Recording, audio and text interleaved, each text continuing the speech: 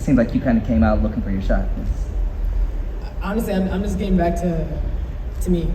I'm getting back to peace and getting back to finding a joy in basketball. And so that was the biggest thing on my mind, just go play hard. That's what we want to do. That's what the message was in our locker room, and being around my teammates has definitely ignited something that I haven't felt in a while. So it's great to come out there and just have joy, and that's what we talked about all week in practice. Finding the word of the day. Today was trust. And I trust everyone in the locker room. Callie Finn, we finally got our blockbuster WNBA free agency news, and the reason I thought it was fitting to play that clip from Jewell Loyd is because she, unlike other players in the Unrivaled League, hasn't really wanted to speak about free agency, but obviously all the media wanted to talk to her about it because it had been reported that she requested a trade, right, from Seattle. So everyone wants to ask her questions about it. She didn't really want to speak about it. But I thought what she said in that post game, that was after her first game playing for the Mist, was so telling because she was talking about finding joy again in playing basketball and how she's just starting to get it back. And it's like, you're high key taking some shots, if you will. But I just thought that was interesting. So, I mean, look, I'm happy to hear that she's finding joy again in playing basketball. But for her to say that so openly on the record, it was very telling. It was interesting to me. It was like just all the things. And I really wanted the opportunity to follow up with her more. I couldn't. But she says those comments. And then a little over a week later, boom, Callie, the news drops. Jewell Loyd is going to be traded to a team that you cover, the Las Vegas Aces. So she will be going there. Kelsey Plum, oh my goodness, is going to be moving on. She's going to be traded to the Los Angeles Sparks. And the Seattle Storm received that coveted number 2 pick from the Los Angeles Sparks. So there are some other details to these trades, but those are like the key big pieces. So wow. This news dropped last night, Callie. Give me your instant reaction. Well, first, I think we got to give you a little bit of props because I remember when I was hyping up Kelsey Plum to the Valkyries, you were like, if she wants to be close to her hometown, wouldn't she just go to the Sparks? And I was like, I don't think that's a good fit. Like, that doesn't make is that sense. The way I said it? Are you mimicking me? Listen, I'm trying to give you props right now. So I'm trying to give you props. So credit to you for that. I think that your instincts were right on the money. What really like jumps off the page for me with this trade is kind of like the symmetry. Jewell Loyd and Kelsey Plum are only a year apart in age, 30 and 31. They both spent their entire careers with their previous respective organizations, and now they're starting over elsewhere. And I think that when you look at it from an Aces perspective, a lot makes sense. You know, they've needed size. Jewell Loyd is like a little bit bigger than Kelsey Plum in terms of a guard, and we know that she can make some impact on defense. No disrespect to Kelsey Plum as a defender, but I think that might be an upgrade with she just has more length. Right, with Jewell Loyd. And so some of that is really cool. I also think that the connection with the remainder of the core 4, unfortunately they're broken up now, but the core 4 was A'ja Wilson, Chelsea Gray, Kelsey Plum, Jackie Young. All of those players played together in this past Olympics. And so there's a familiarity there. A'ja Wilson and Jewell Loyd have a close relationship. And when negotiations were happening, sources told me, obviously A'ja Wilson's voice is weighed heavily in decisions like this. But I think ultimately, like Becky Hammon kind of telegraphed where we were going to be when the season ended. You know, she was like, we have to make the moves that are necessary. And it looks like this is one of those moves. Obviously, it should not be the end, I would hope, of free agency moves for the Aces, but I think it's a good start. Yeah, like I always say, I didn't expect when she said that it was referring to like the core 4. I thought it meant like key pieces, like an Alicia Clark, for example, who's very important to the Aces, but not their core 4. So yeah. I'm still blown away. I had to see it happen to believe it. It's happened.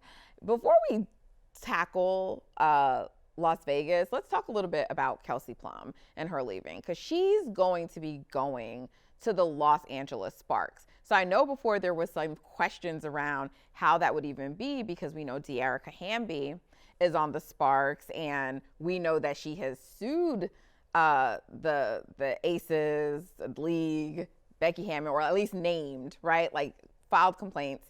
And so it never really seemed to me that she had a beef with the players, but I think there were people who wondered if it would be awkward. But she posted, she tweeted, and, like, there it is right there, right? Like, she just showed a picture of her and Kelsey together. And that's the emoji for tight. We're like this, okay? Right, that's right. that emoji. We're like Right. this. So, it's pretty clear that she's pleased about it. I saw Lexi Brown welcoming her to the team. And so Cameron Brink was hyped. Cameron Brink was all over Instagram with it. She was super excited. Yeah. So, I mean, they're obviously excited to have her there. I'm so glad there's so many unrivaled players that this trade impacts. So I'm hoping we can get some instant reactions from some of them after tonight's game in media availability. But, it's an interesting trade for Los Angeles, because I don't know that like trading Kelsey Plum there alone is going to make them a contender. I think they probably are a team now that you would likely see in the playoffs, most likely, but they probably still need some other pieces. So I wonder how this changes the trajectory of like their plan, because it's like it seemed before they're building around this young core of Rickea and Cam Brink. And now it's like, okay, you add someone like Kelsey Plum. Usually when you add someone with her pedigree, they're trying to compete and contend now. So it begs the question, what's next now for the Sparks? Yeah, I mean, you make a good point. I saw a lot of, not confusion, but ESPN reported that essentially the Sparks didn't really see clarity with the number 2 pick. And so I think that, that's something that is interesting. Like, it's clear that they want to win now, like if they're not willing to kind of like take a chance in the drafts, like they want success sooner than later. And obviously they've made some big moves, like they front office change up, new head coach, like this is all going to be kind of uncharted territory. So I think that it's interesting. It's an interesting move for Kelsey Plum. And I think that she's someone who's incredibly competitive. And I don't think that she's going to accept like a season that's not good. I also just think of it from like a matchup perspective. Every single time the Aces and Sparks met last season, it was intense. Like that we had overtime, we had Becky Hammon ejections, like we had everything that you could imagine multiple times. Part of that I think is like the De'Arica Hamby of it all. And now that kind of rivalry, if you want to call it, I don't know if it's a rivalry, but like that matchup just became even more potentially electric and like interesting. Yeah. So that's something that stood out to me. But I think in terms of like what the Sparks can accomplish, it's gonna depend. I think, I love that Annie Costable from the Chicago Sun-Times reported early that this was the trade that was kind of like it was the barrier to the catalyst. Yeah. WNBA free agency. And so now it's like we really are going to hopefully start to see some pieces move and get a better picture of what all these teams might look like in this upcoming season. Yeah, I'm looking at their roster. I'm not sure exactly when Cam Brink is due back, but it will be some point next season. I'm looking at their roster. You have De'Arica there. You have Cam Brink there. You have Rickea there. Now you've added Kelsey Plum. I feel like they need a point guard there. That's what it seems like to me. We heard talks about Courtney Vandersloot, tied to Chicago, maybe returning there. But I wonder, could LA be a team of interest to her? I actually would like that much more than I would like her going to, for basketball reasons, I'm saying. Like, obviously, it's up to Sloot. I have no say. But I just think, like, at that point now you get, like, a good mix of veterans plus young players. Because, remember, the Sparks are still getting the number 9 pick. So they're, like, they no longer have number 2 pick, but they're going to be bringing in someone 9th. And, like, this is going to be potentially another very deep draft. this draft class coming in. So they're still going to probably get a really good player, at that spot. And so, you still have young players that need to be developed. So I think having that balance between veteran and younger players is going to be really, really important. Yeah, I mean, when we talk about the draft and like the depth of this class or this potential class, I think some of the reporting is like maybe, and we should talk about this at some point, not today, but like some of the reporting was like, oh, maybe Paige Beckers and Olivia Miles might not declare for the draft, or even if they don't, I still think there's a really impressive class of players incoming. But what is interesting is now the aces are in the mix. You have the number 13 pick, and they didn't have a first round pick because it was rescinded after the WNBA's investigation into Dearica Hamby's claims. So this move is just so interesting for so many different reasons. Like, it obviously accomplished a lot for most teams. I mean, I don't know how you want to grade it for each team, but I think that like each team gets an A for me. Like, I'm seeing some ridiculous like grades. I saw a take that I strongly disagree with, that the aces got worse. Oh, like you mentioned on defense what Jewell might bring that's a little bit stronger, but because of that reason, I think the aces got a little better. It's not like I don't mean it disrespectfully to Kelsey Plum at all. Like, Kelsey Plum and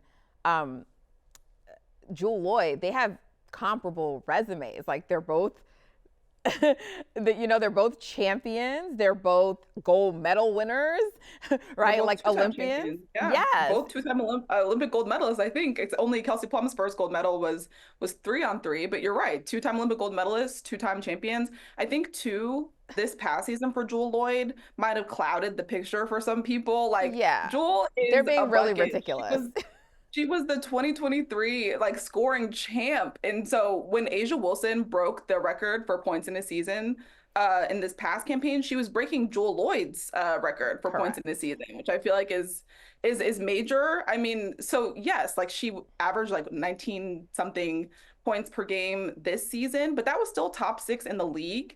And like, again, just the season prior, it was 23 points per game, or like north of that. So we don't want to like yes, the defensive part stands out, but like she's also going to provide an offensive edge. And I think some people were kind of questioning whether or not she'd fit with the, I don't get it. You have you do have an established group of guards there, and Chelsea Gray and Jackie Young, and we won't talk about the Jackie Young erasure. That's maybe a conversation for a different day. But I did see a graphic that she was left off of, and I thought that was crazy.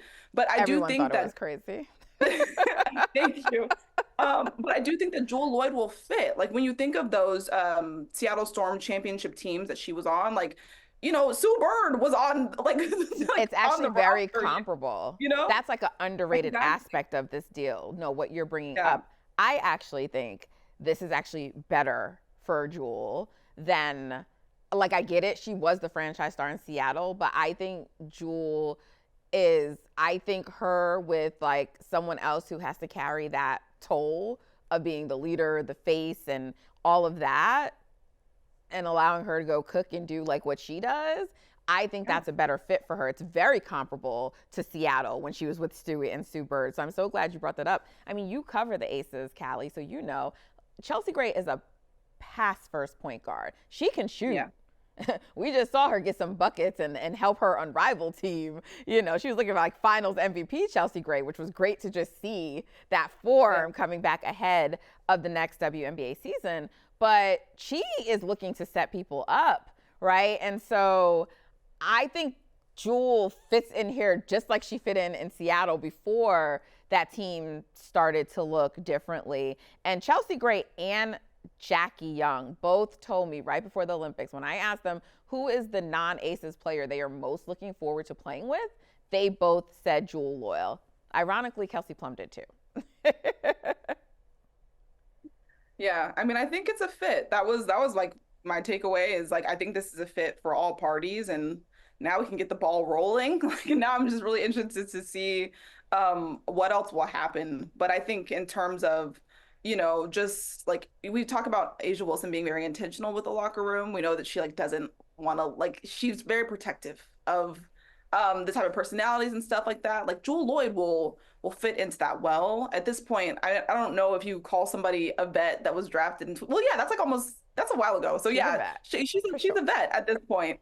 And so I think that like that's all gonna matter, and it's gonna hopefully, provide like a new, I don't know, a new start kind of, because when you dismantle your core four, like you gotta think a lot of things are going to change. I mean, I think that you alluded to a lot of the ways that this team is going to look different. You talked about Chelsea Gray as a pass first point guard, but she told me before actually in Unrivaled Media Availability, she said like, she's working on, becoming a scorer, like, and trying to incorporate that into her game a little bit more. And so like everything that we're going to see could look different. The Aces have a whole new staff. Like it's just all going to change.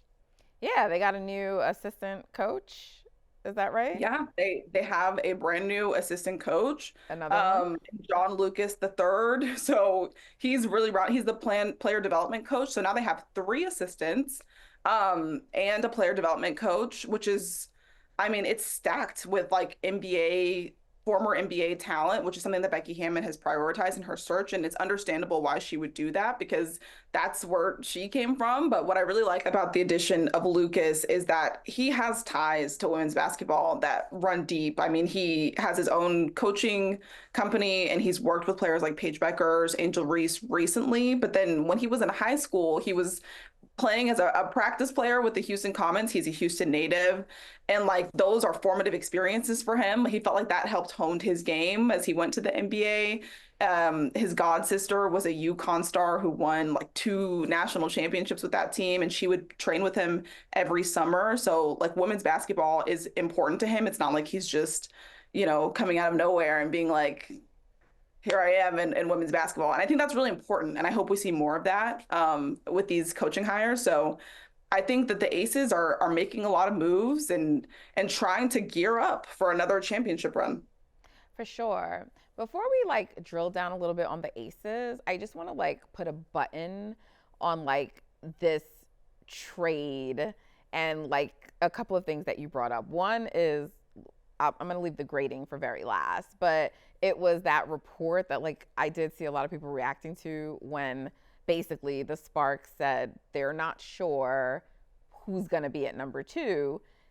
They, at least based on the reporting, it seems to be that they felt more assurance from Kelsey Plum. She's even though she's only going to have a 1-year deal, she seems to have indicated to them that she wants to stay. She wants to be there. And so they're betting on an established player versus not knowing who's definitely going to be the number 2 pick. And even if it is Olivia Miles, as most project, while I think she's going to have a very successful WNBA career, you never know. We know based on what we've seen from Rakia and the little bit of Cam so far that they probably will, but we haven't seen Olivia play in the WNBA yet. So like I actually don't understand the reaction when people are like, what do you mean you don't know? And that's crazy. And I can't believe they parted with that number 2 pick. I don't know.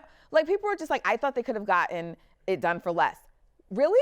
Like they were going to get Kelsey Plum for how? You like if you weren't parting with the number 2 pick, you were parting with Cam or Rakia. You were not getting this deal done without giving up something. Like sometimes when people talk about trades, it's so one-sided. Like I'm like, do you guys understand how decorated Kelsey Plum is? And like no disrespect to like Sabonis, but someone's like, that's like they compare. I was like, no. That is not her NBA comp. And I had to like break down like what her resume is, Wait, they compared Kelsey Plum to Domantas Sabonis? Yeah, as in like if some like, you get him, but like he doesn't really make the team better. And like, or he does he doesn't turn the team into a contender. And here's the thing, first of all, like, he actually does a lot for that Kings team, but that's the same way. I feel like that's not even true for the Kings. Okay. We're not going to break down the NBA to people, but with that said, I don't know what the ceiling will be of this team with the addition of Kelsey Plum, but like they have young talent, but it's very talented young talent. Rakia was asked to play in Unrivaled. There are people who've been playing in the WNBA for years who were not invited to play in Unrivaled. And granted, that's subjective, but she's balling out. So like she has some very talented pieces around her. So like I get like what the Sparks have been, and I get the way that they've been run. But I'm just saying on paper, the talent that's there, I think this is definitely at a minimum a playoff team, you know, and we don't know what other moves they're going to make. So like, but regardless, a player with Kelsey Plum's resume and a player with Jewell, it's their franchise star. It's Seattle's franchise star. What did people think giving her up? What like there's a certain return you have to give for that. So I don't know what people were thinking, but I really feel like each team made out here. Like I don't feel like anyone got fleeced. I think it was a really good trade all around. For me, I feel like at a minimum, the Aces, if you want to say it's a net neutral, but I think that they, because of Jewell's defense, got slightly better. That's what I think. Assuming her last season was an anomaly, and I think it is, right?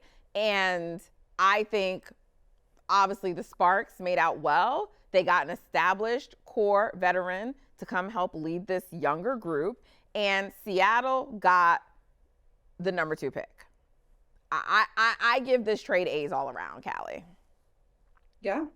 I mean, I'm with you. To me, like I said, the thing that really stands out to me is the Aces getting back in the draft, like in the 2025, the upcoming draft. Like, I'm really impressed that they were able to accomplish that again. And this is with no official GM. So to me, it's like, you look at the trade for every team. I do think the draft is about to be really interesting, not just for the Aces, but for all parties. Like we're in for, and we're only like a few months away. So I just think that like that's the crazy thing about women's basketball that I always try to remind myself of. Like we're talking about free agency right now. The draft is in April. Like we're not far removed from that. So this is all gonna fly by, and soon we'll have the answers to kind of what we're wondering about how these teams are gonna look.